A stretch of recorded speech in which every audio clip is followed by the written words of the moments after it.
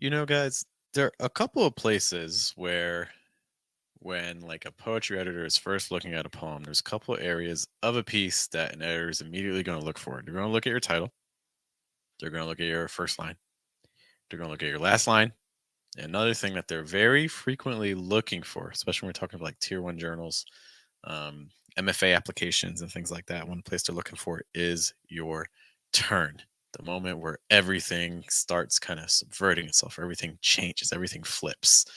And today we're going to be looking at a piece and seeing how the turn impacts everything to try to add some increased layers, some complexity to pieces. So this is a technique you'll be able to apply to your own work and start looking for as we kick off today's episode of Fine Print. Good morning, good evening, good afternoon, guys. My name is Jeff. You're watching The Verses, where we're here to talk all things poetry. And Fine Print is basically our analysis show where we take a look at your poem.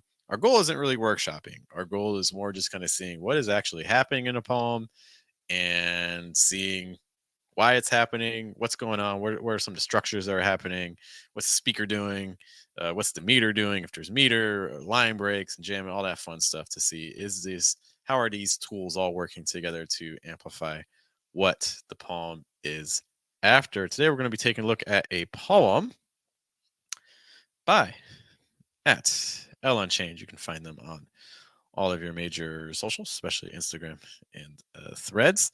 And the piece that we're going to be looking at is a poem that is entitled Bittersweet, which you can see over here. So I just want to give them a quick thank you for allowing us to kind of dig into the piece. But this is a team effort. Okay. I am the one with the microphone. However, we would love to know what your own insights are as we explore the poem. What are some things you notice? What are some things you think I miss? Any sort of contribution you can have to the discussion is certainly more than welcome. But before we do anything, let's just kind of read through the piece. So again, the poem is titled Bittersweet. Sunflowers fade into sunsets as I sit in the grass and let the roots grow from the bottoms of my feet. In the morning, I find the daggers clanging on the floor where I left them in the cut cords, bittersweet. Thanks again to Ellen Change for letting us explore the poem. Okay, interesting. So we see the title at the end of the poem. Okay. Um, let's begin by just talking really quick about turns and what turns are. So again, turns are oftentimes places where the poem makes a big shift, and this can happen for a couple different reasons, or a couple different techniques. Turns can be stylistically where the stanzas shift. You can think about your sonnets. Sonnets, 14 lines, you have your 8 lines typically, and then you have the shift to the 6. A lot of times that turn is called your volta, and everything just kind of completely changes. You see a lot of Shakespearean sonnets, like it'll start off kind of being like really sad, sad, sad, and maybe happy or things like that. So you see like a structural shift, you see a tonal shift. It can happen in terms of, I think, some things here, just looking at this piece, places where turns typically occur, usually you don't find them right at the midpoint. In a lot of ways, that's a little bit almost it's too on the nose in a way, right? A lot of times turns you expect to kind of find them in the final third. Tends to be the sweet spot for them in a lot of poems. They can obviously occur in other places as well, but that's just the major turn is usually towards the end, latter half of the poem. You don't usually see them in the beginning. Some of the things here that stylistically are implying a turn. There's a couple things going on that to me suggest where our turn is. Though if you guys feel like there is a different turn, you can let me know. So I'm thinking the turn's going to be in their second half. But let's also just note some things. So we have 1, 2, 3, 4, 5, 6. So we got 7. We have a 7-line first stanza, followed by a 6-line second stanza. Okay, so already it's kind of interesting, right? 7, 6 it easily could have been. We're almost in that sonnet territory, right? So anytime we get close to 14 lines, I'm always like, that's interesting. because it almost seems intentional, not kind of following through. So why not go for the sonnet format? What does that suggest? If that is intentional. But the other thing, the probably like the super obvious turn would probably be like right there, right in the middle, because you have that huge space. You have the introduction of the new stanza. You have the new separation of the idea. But to me, I don't actually think the turn is right there because I feel like the moment still continues. Everything we get from sunsets in the morning, everything here, in a lot of ways, I'm still in the same moment very emotionally. Like I'm with the sunflowers, I'm with the sunset, I'm with the grass, I'm with the roots. I'm not separated from that just by saying in the morning. Time wise, there's a change, but to me, the tone hasn't really shifted. So for me, the line where I think our big turn occurs isn't at in the morning. In some ways, it almost feels like it would be too obvious there. To me, the real turn is right here. This is where suddenly we get the heavy shift, especially because of this word, daggers. This is where suddenly everything that we've been talking about in terms of like the nature images, also just like kind of like there's a peaceful sort of quality that precedes this. Although there is some kind of undertones that are darker. So we have sunflowers, sunsets. There's this moment of sitting in the grass and let. So there's kind of like this like kind of passive quality, this kind of serene quality. The roots grow from the bottom. So it's almost like this the speaker uniting with nature in a way. So again, there are some undertones I think are really interesting, especially with the words fade. So we have sunflowers that fade, which is also mirrored by the second line where we have sun. It's not just the sun. What's the sun doing? The sun's also setting. The sun is fading too. And in some ways, that's being mirrored also with the speaker in a way, where the speaker is they're losing their own separation. They're blurring with everything else. The sunflowers fade. They become harder to see. The grass, I mean, the sun is fading as well, just because of the sunset. And then the speaker is also kind of undergoing, in some ways, that same sort of mirroring with nature, blending in the roots, uh, growing from the bottom of their feet down. Suddenly, all of that changes. Daggers. We get introduced some sound, some different sensory with the word clanging. Okay, so and that's not just like any sound, but clanging. So that's kind of like I feel like an abrupt noise, clanging on the floor. It's also this feels a lot less natural. We sunflowers, sunsets, grass, roots, all of that has I feel like has a lot of natural sounds, whereas clanging a lot more metal, like tool, utilitarian kind of thing. So that sort of shift there. Also floor. We're getting a lot more man-made things. Chords, even just a phrase like cut chords, and then I left them. Okay. So that's one reason why I really think that the turn in this piece is really occurring more on daggers. In addition to that, so some other big kind of tonal shifts that are happening. I think it's interesting looking at the I. What is the I doing? So I sit and let. So we don't have a super active I here.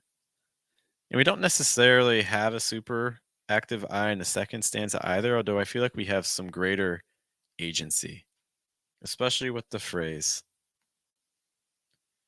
Maybe you can guess what I'm going to say. The phrase I think has some interesting agency to it. Where I left them. So now we have some intentionality. some agency. We have a speaker that actually did something. The speaker left the daggers there, whereas before everything was kind of passive and things were happening to them. Instead, now we get an active decision by the speaker. In addition to that, some other structural things are happening differently between the stanzas. In our first stanza, there is really kind of, by the way, if my notes get kind of crazy, you see, I'm sorry. In the first stanza, let's just kind of talk about emotional language. Are there words here that kind of stand out to you as having a lot of emotional weight? One concept I talk about a lot is I think every word kind of has some emotional pH. No word is 100% neutral. No word is, 100% positive, 100% negative. All words kind of have some sort of emotional level to them. That being said, the only introduction I would think of a strong tone word is probably this word here with bittersweet. That's the only time where we actually start to get an idea where the speaker is in the poem, which again is another suggestion to me that the turn is somewhere again in the second group, because this is the first time where that's really occurring. Okay, so this is the first time that we're really seeing that. We don't in the first stanza we don't have a clear idea of how the speaker is feeling, but in the second stanza now we're starting to get a clear indication of that. So I would say in the second stanza we actually get a strong tonal word. And that's really important because that determines one, how the speaker obviously feels about the things that are happening in a poem, but that can also help direct your reader as well. Okay, one issue. Um, I was at a workshop. I was working with Vibey Francis, and that's just one conversation with her during the whole workshop made the entire workshop experience super, super valuable. Not to mention everything else that happened, but just kind of going through my poems and realizing just the lack of missing tonal things. I think is something that especially people do who do like a lot of observational poetry or just kind of like describing things that happen around them, where it's like you read it and it's like, oh, that's nice. Oh, that's nice. You ever seen that poem where maybe in a workshop the feedback is just, oh, I loved your imagery. I loved your imagery. I loved your imagery. A lot of times that can also be another way of saying there's no real emotional kind of values. It's hard to identify what I'm supposed to feel as a reader as I go through a piece. So kind of watching out for that. So bittersweet is doing a lot of emotional work, kind of because it has to, because there's no other word that's indicating how the speaker and also how the reader should feel as they go through this. Sunflowers fading, like I mentioned earlier, there could potentially be some darker undertones with that, but there don't have to be. It could actually be maybe you're just trying to focus on like, oh, this is a really pleasant experience. Into sunsets. Sunsets again could suggest finality or the ending of something, but it also could be a moment of just beauty. You know, um, Sitting in the grass and let the roots grow from the bottoms of my feet. That could be like a harkening back to nature, which could be a beautiful thing, but that could also be a really terrifying, surreal image, and we don't really know what is the value. How should I feel when I'm reading these things? What kind of stands out to you guys when you are reading these things? Because that's really something that's kind of standing out. I'm going to clear some of these notes a little bit to give us some more space to dig into things. Um, Even, for instance, the second stanza I feel like has some words that I feel like there's a lot more surprises in the second stanza. The first stanza, probably the most surprising thing is the idea of the roots growing from the bottoms of my feet. The second stanza, the daggers, after the kind of like the softer image, the daggers really stands out. Um, Starting that line on clanging, yeah, again, I think is kind of a jarring sensory, kind of just throws you in there. Kind of like surprises you, like if something falls behind you, like, whoa, what was that? Um, the where I left them because it feels like the image is going to stop there. I find the daggers clanging on the floor. In some ways, it feels like that's where the section is going to end, but no, it continues where I left them. So now there's that intentionality, like, oh, what is now? I'm have more questions about the speaker. They feel dangerous a little bit, right? So things have changed, especially because of the daggers, multiple daggers, not just a sword or not a knife. It's a dagger. Um, the cut cords. This line is also really interesting. So again, I think a lot of the language choices in the second stanza are very jarring, especially compared to the first, because so daggers, unexpected. Um, the where I left them phrase changing a little bit what I think of the speaker. In the cut chords, it's interesting. So cut chords playing with your kind of modern day technological things, chord cutters and things like that. Um, Almost a sense of detaching yourself from society, detaching yourself from the media. But then at the same time, this is mirroring the stanza above it with the roots, right? And the roots from the bottoms of my feet. So the chords also seem to be at play with this idea of roots. And if that's true, then suddenly you have this interesting melding of technology in media and being in the know and the news and like your cable networks and being just kind of in touch with people, and also tied into the idea of like the roots from the first stanza. Roots, okay, it's like your connection with nature, but then also roots, your familial roots, your connections also to people. Like what's nice about, I think, this second stanza with the turn is that it causes you to relook at the first stanza again, which I think is a sign of, I think good poems want you to not just kind of settle with just a single reading. A good poem is you read it once and you're like, oh, at the end of the poem you realize something new, and then it causes you to kind of go back and make sure that you caught everything, and see how everything kind of changes. Everything gets colored by what you learn in the second stanza, and you learn so many things here that kind of change how you view what's happening in the first part. And that's even just the mirroring in terms of time. So you have the fading and the sunset, where you're at this moment where things are getting darker, things aren't clear, right? But then in the morning, it's that's where things suddenly become crisp, in the realization um, comes sharper. So even just like the progression of time, I think does a lot of the mirroring or the things that are happening in the poem as well, which I think is really cool.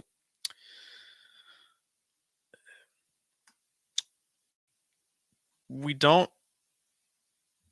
There's a lot that's also unsaid, right? We don't know why. Not that we have to, but we don't know the intentionality to speak. We don't know why they wanted to cut the cords. We don't know why they left the daggers where they were. We don't know why the speaker even found these things bittersweet. Again, not a workshop, but something I would consider exploring is one of the things too. So last word is bittersweet. Title, I'm guessing, is bittersweet as well. I'm putting it at the bottom. I forget who said it. But then again, there's this idea of like words as currency, and each time you repeat a word, it becomes a little bit less valuable. And I'm wondering if that bittersweet would have an even stronger impact if it weren't also the name of the title. If the title instead even potentially provided, greater context for the piece. How's the poem change if the poem is titled um like blocking my mom's phone number, you know, or skipping the family reunion, or even just like out in the garden versus bittersweet, because bittersweet's already doing in the poem, that last line with bittersweet's doing a lot of work. So the title could be an opportunity to provide even greater context, to even add more weight to everything that happens in the poem, potentially. It's just kind of something I would be toying around with. But yeah, that's kind of what I wanted to focus on today. Just if you're looking for ways to add some complexity to your poem. So let's say you have your own piece and you're like, I want this piece to do even more. Because I think a lot of times also just the greatest poems you read often are not just something that you read and then that initial reading covers everything. Instead, it's something that each time you read it, you kind of learn something new, and there's additional layers coming around. So, I mean, one of the things that we didn't get into today. So, for instance, even in the choice of sunflowers, I'll be honest, I'm not. I'm always careful when I'm choosing the specific flowers and things I'm picking, but I don't know. I would say, hey, do research. What does a sunflower mean? Symbolically, every flower is a meaning. Every flower comes with intentionality. So trying to see, okay, so what is the symbolically, what does a sunflower represent in history? And kind of going through that. Um, Also looking up, yeah, the cut chords part is really interesting after pair with the roots. I really like that. Um, so what other places where you can add layers? So for instance, another way this is adding some layers. We talked about the unbalanced stanzas. Instead of having a perfect 7/7, which again would also suggest sonnet. What are we doing? We're going 7/6. So we're already, by just seeing that, a 13-line poem, you already are suggesting that there's going to be some sort of tension in terms of the relationships being. It's not balanced. I think it's interesting that the balance occurs because again we go from 7 down to 6 in the second half when we've done the cutting, and there's literal cutting, right? So it's like the cut chords. This is also the stanza that literally lost a line, right? So there's some very literal cutting that's going on. Okay, so this is another way that you can add some complexity to your piece. Also helped out with the turn that occurs with that second stanza. Other things that are doing, even just having the title, at the end versus at the beginning. So like, what is some of the things that does? So that can suggest my guess that this is a feature for other poems.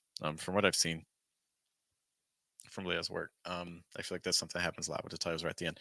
But let's just treat the piece as a single unit. So what does that suggest? If I put the title at the end of my poem as opposed to the first, as opposed to the beginning. So by putting the title here down at the bottom, what does that suggest about naming an identity?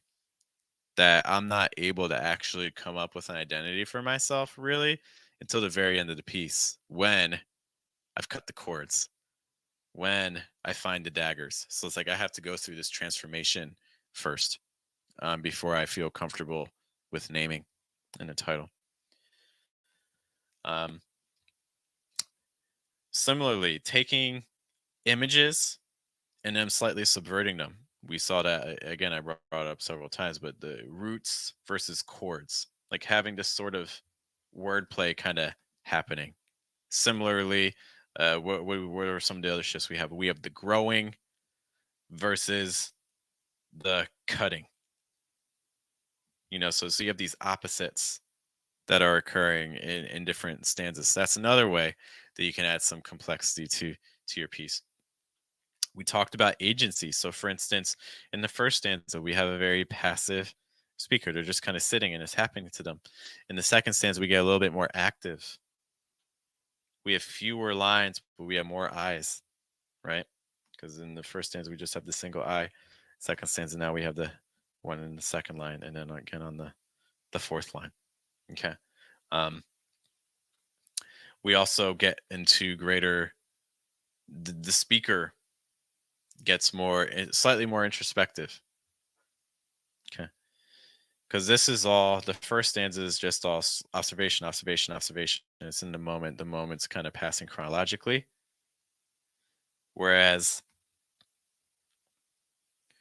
in the second stanza, time is actually kind of frozen in a way, right? There's no real progression. We're just kind of reflecting on a single moment. It's in the morning, and I find the daggers clanging where I writ them in the cut chords, but all of that happens in a single moment.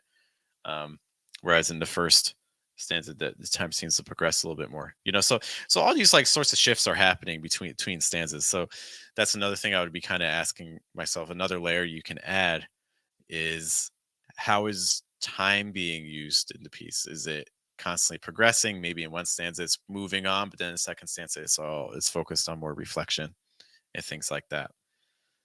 You could switch to, for instance, even styles. In this stanza, it's not. I mean, this poem is not really happening a whole lot. Very mirrored. So we kind of go in, then we go out, and then we go in. Versus here, we're kind of long line, and your longest line at the stanzas in the middle. But not necessarily a huge shift there. Um, but that's another thing that you can do. So, for instance, maybe playing around with spacing. So, a common example, if you have a poem about like the wind, or a storm, at first starting with a poem that's like very regimented, controlled, regular lines. But then as the storm gets worse, you start playing around with spacing a lot more, maybe more enjambment, longer line breaks or shorter line breaks, and things like that, just to kind of reinforce the idea of the wind. So these are all different ways that you can add layers to your own piece, and many of which I think you're finding in this piece here. All right, guys, I'm going to head out. But if you notice some other things that we did not get into today, be sure to let me know. But thank you once more to Thread Star, Instagram Star at Ellen Chained. Thank you for letting us take a look at your piece. You guys, we do this show, Fine Print, every single Sunday right around this time, 9 p.m. New York. And we'll be back also on Tuesday, where we have our weekly live stream, Diversus Live, talking about elements of poetry, craft talk, publishing, performance, all kinds of things related to poetry. Once more, my name is Jeff. Thank you so much for checking us out tonight. Hope you guys have a good day, have a good night, have a good afternoon. You guys take care. Be safe.